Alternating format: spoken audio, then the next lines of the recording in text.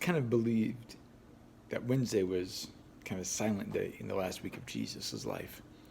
Imagine he got away with his disciples. Maybe they spent time on the Mount of Olives. Some were just kind of quiet off to just them. Imagine maybe they were in Gethsemane, sitting in the olive grove there and just spending time together and Jesus teaching them. At the end of the day, Tuesday, he's been teaching all day, and he tells three parables. He tells three stories. At the end of a day of a lot of questioning and teaching, the religious leaders had all sorts of questions for him, and Jesus teaches about what the end times will look like.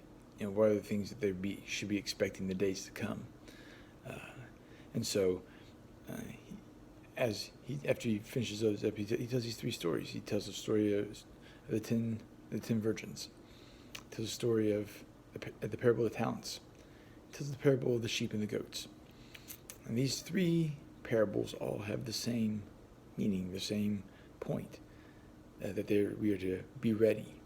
There's this readiness aspect, because we don't know the day or the time or the hour that Jesus will come back. We don't know what the end exactly will look like. We don't know exactly what to expect, but we're commanded to be ready. So in the parable of the 10 virgins, there are 5 virgins who have oil for the lamps and 5 who do not. And so they are waiting for the bridegroom to come, and they run out. The 5 who don't have extra oil run out. And so they have to go get oil at an inconvenient time. And while they're away, the bridegroom comes, and they're not welcomed into the party. Parable of talents.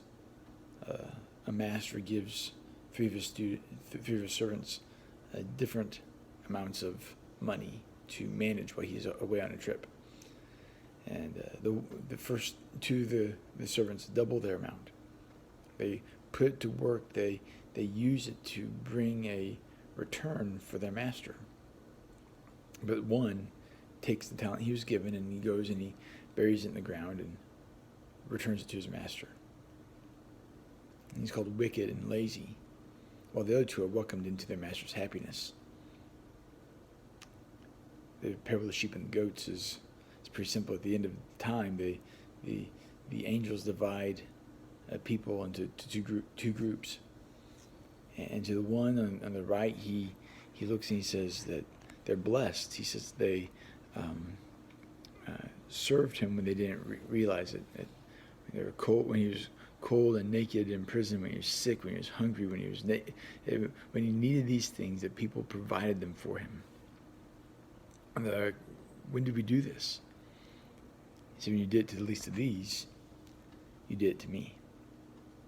He looked at the ones on his left and said, well, you didn't do these things, and you saw me in these kind of conditions, in these kind of places, and you didn't respond in this way. I said, when did we not see you? So when you didn't do it to the least of these, you didn't do it to me. See, there's a time when Jesus is coming back. And Jesus wanted us to be ready. He wanted us to be prepared for that time. And so before he leaves, he impressed it upon his disciples. He impressed it upon the crowds that were around him to prepare themselves to be ready. That he was going to go away to prepare a place for us.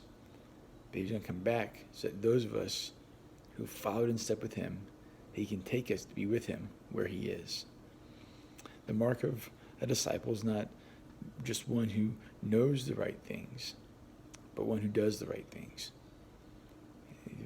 We are not saved by our works, but our works are evidence of our salvation.